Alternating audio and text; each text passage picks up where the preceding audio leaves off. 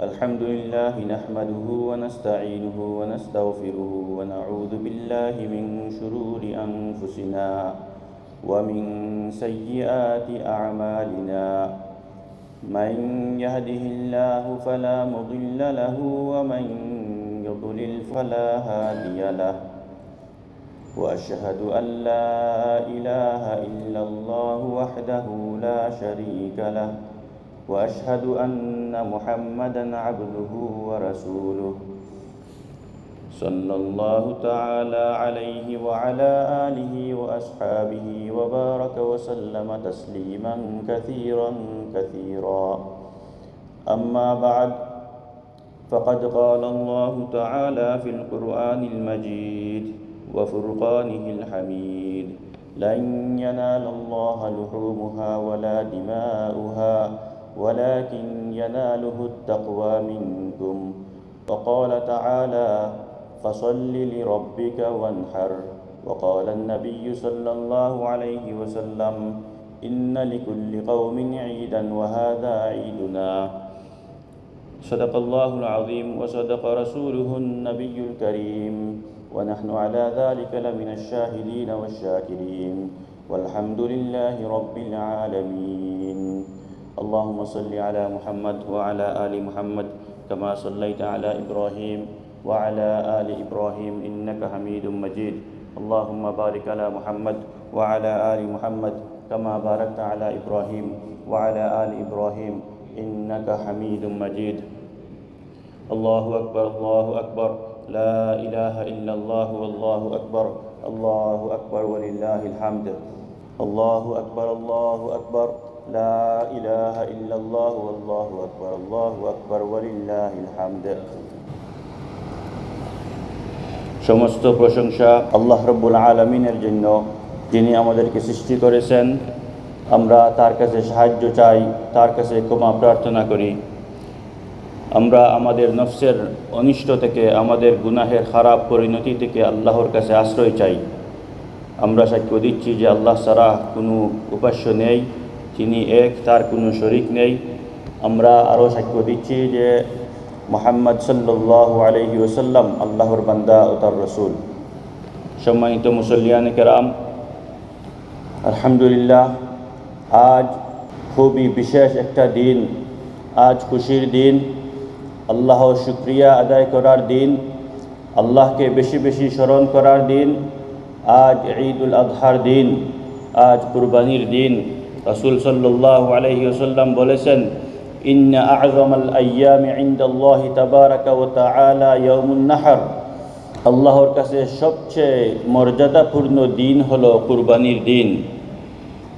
প্রিয় ভাইরা, আমরা যখন বলি আল্লাহু আকবার, আল্লাহ সবচেয়ে মহান, আমরা নিজেদেরকে মনে করিয়ে দেই আল্লাহ সব কিছুর চেয়ে বড়।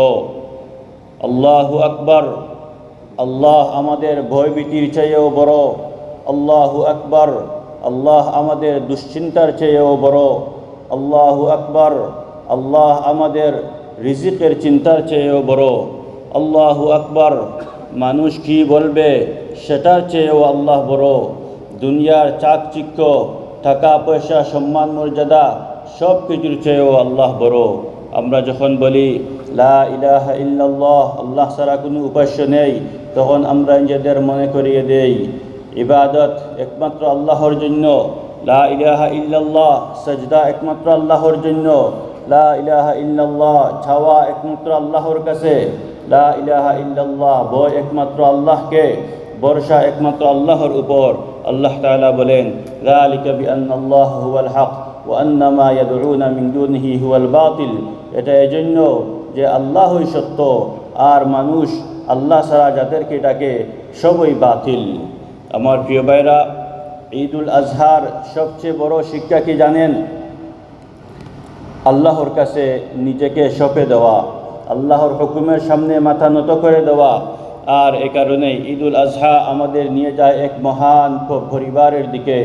নবী ইব্রাহিম আলাইহিস সালামের পরিবার কি অসাধারণ পরিবার! একটা পরিবার যাদের জীবন আমাদের শেখায় আসল ঈমান কাকে বলে। প্রিয় ভাইরা, একটু কল্পনা করুন, চারিদিকে জনমানবহীন মরুভূমি, না কোনো মানুষ, না কোনো পানি, না গাছপালা, না কোনো বসতি, চারিদিকে শুধু নির্জনতা। এমন জায়গায় নবী ইব্রাহিম আলাইহিস সালাতু ওয়াস সালাম তার স্ত্রী হাজার রাদিয়াল্লাহু আনহা এবং ছোট্ট শিশু ইসমাঈলকে রেখে চলে যাচ্ছেন। একজন মা, কুলের শিশু আর সামনে অনিশ্চিত ভবিষ্যৎ। হাজার রাদিয়াল্লাহু আনহা তার পেছনে এসে জিজ্ঞেস করলেন, আপনি কি আমাদের এই জনমানবহীন জায়গায় রেখে চলে যাচ্ছেন? ইব্রাহিম আলাইহিস সালাম সামনে হেঁটে যাচ্ছেন, কোনো উত্তর নাই। তিনি আবার জিজ্ঞেস করলেন, তবুও কোনো উত্তর নাই। অবশেষে হাজার রাদিয়াল্লাহু আনহা বললেন, আল্লাহ কি আপনাকে এটা করতে বলেছেন? তিনি বললেন, হ্যাঁ। ভাইয়েরা, এরপর হাজার রাদিয়াল্লাহু কি বললেন জানেন? তিনি কি ভেঙে পড়লেন? তিনি কি অভিযোগ করলেন? তিনি কি হতাশ হয়ে গেলেন? না, তিনি বললেন, তাহলে আল্লাহ আমাদেরকে বিনষ্ট করবেন না। সুবহানাল্লাহ! কি ঈমান, কি আল্লাহর উপর ভরসা, কি তাওয়াক্কুল! আমাদের অনেকেরই আজ এই শিক্ষার খুবই প্রয়োজন। আমরা কখনো রুজি রোজগার নিয়ে চিন্তা, কখনো সংসার নিয়ে চিন্তা সমস্যা, কখনো সন্তানদের ভবিষ্যৎ নিয়ে দুশ্চিন্তা, কখনো অসুস্থতা, কখনো মনে হয় সব কিছু কঠিন হয়ে যাচ্ছে। কিন্তু হাজার রাদিয়াল্লাহু আনহা আমাদেরকে একটা বড় শিক্ষা দিয়ে গেছেন, যদি আল্লাহ আমাদের সাথে থাকেন, তাহলে যদি আল্লাহ তোমার সাথে থাকেন, তাহলে তুমি কখনো এখানো। আল্লাহ তাআলা বলেন, ওমান ইয়াত্তাকিল্লাহা ইয়াজআল লাহু মাখরাজা ওয়া ইয়ারযুকহু মিন হাইসু লা ইয়াহতাসিব। যে আল্লাহকে ভয় করে, আল্লাহ তার জন্য বের হওয়ার পথ করে দেন এবং তাকে এমন জায়গা থেকে রিজিক দেন যা সে কল্পনাও করে না। প্রিয় ভাইরা, আল্লাহ হাজার রাদিয়াল্লাহু আনহাকে একা ছেড়ে দেননি, বরং তাকে সম্মানিত করেছেন। আজ কিয়ামত পর্যন্ত হজ ও উমরা পালনকারী মানুষ সাফা মারওয়ার মাঝে সাঈ করে একজন মায়ের সেই দৌড়ের স্মরণে। একজন মায়ের চেষ্টা, তার সবর, আল্লাহর উপর তার পূর্ণ ভরসা। এরপর আল্লাহ তাআলা তার জন্য রহমতের দরজা খুলে দিলেন। ছোট্ট ইসমাঈল আলাইহিস সালামের ভাইয়ের কাছে প্রবাহিত হলো জমজমের পানি। যেখানে ছিল না পানি, সেখানে আল্লাহ পানি দিলেন। যেখানে ছিল ভয়, সেখানে দিলেন নিরাপত্তা। প্রিয় ভাইরা, হাজার রাদিয়াল্লাহু আনহার কাছ থেকে আমরা তাওয়াক্কুল ও আল্লাহর উপর ভরসা শিক্ষা পাই। এবং নবী ইব্রাহিম ও ইসমাঈল আলাইহিস সালাম আমাদেরকে আরেকটি বড় শিক্ষা দিয়ে গেছেন, তা হলো আল্লাহর কাছে পূর্ণ আত্মসমর্পণ। নবী ইব্রাহিম আলাইহিস সালামের জীবন ছিল পরীক্ষায় ভরা। একবার না, বারবার আল্লাহ সুবহানাহু ওয়া তাআলা তাকে পরীক্ষা করেছেন, কিন্তু একটা জিনিস তিনি কখনো ছাড়েননি, আল্লাহর অনুগত্য। আল্লাহ তাআলা বলেন, ওয়া ইয ইবতালা ইব্রাহিম রাব্বুহু বিকালিমাতিন ফাতাম্মাহুন্না। আর স্মরণ করো, যখন ইব্রাহিমকে তার রব বিভিন্ন বিষয়ে পরীক্ষা করেছিলেন আর তিনি সেগুলো পূর্ণভাবে পালন করেছেন। প্রিয় ভাইরা, একটু কল্পনা করুন, দীর্ঘ অপেক্ষার পর আল্লাহর নবী ইব্রাহিম আলাইহিস সালামকে আল্লাহ একটি সন্তান দিলেন, ইসমাঈল আলাইহিস সালাম।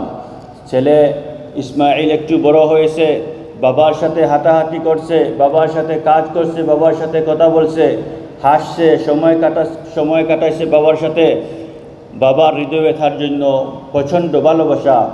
তারপর এলো সেই কঠিন পরীক্ষা।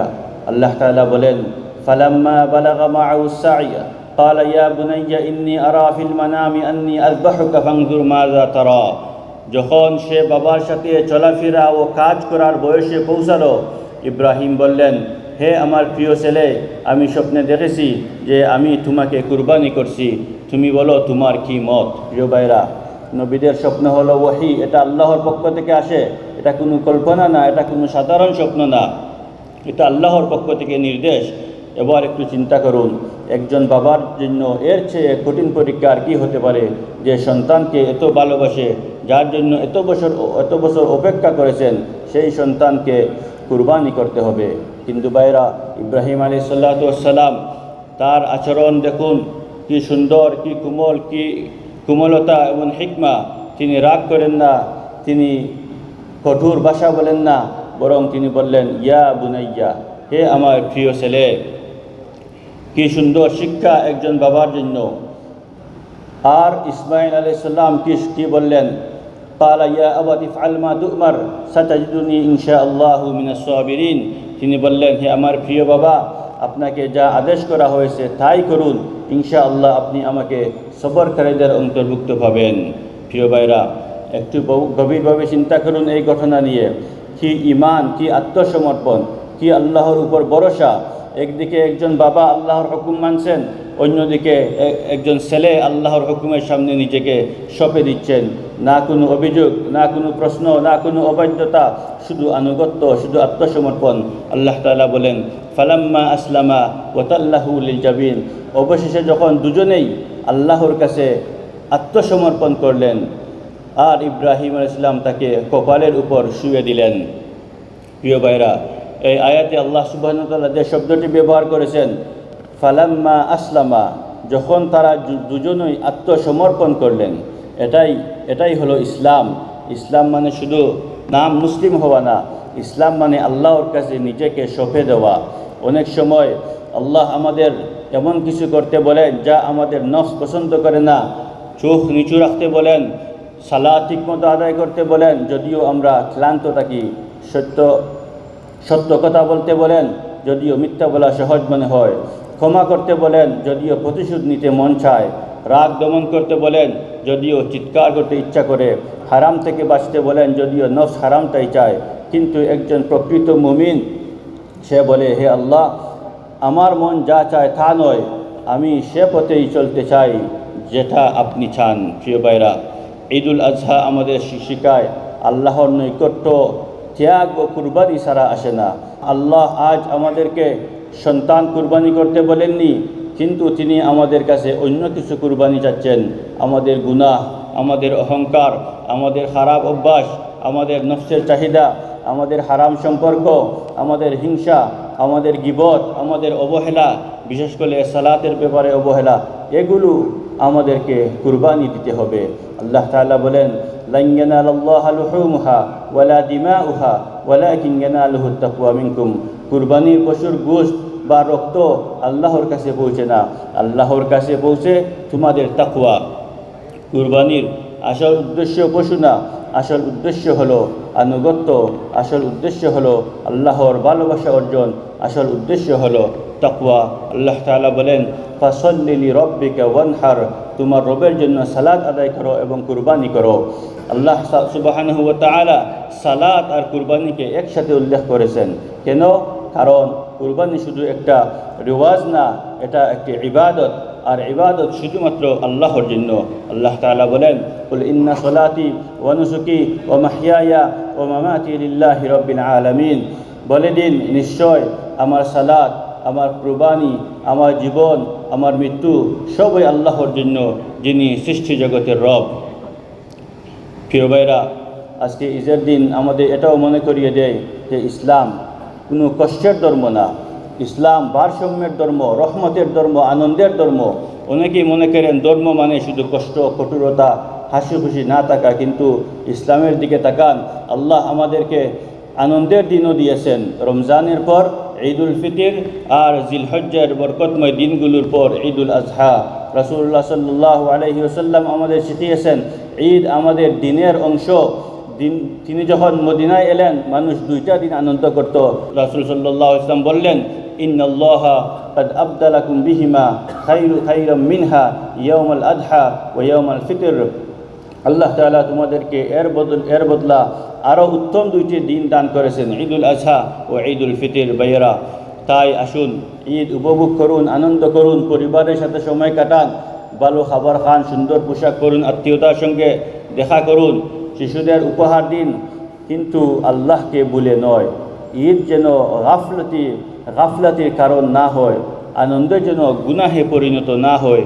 আল্লাহ তাআলা আমাদের সবার আমলকে কবুল করুন।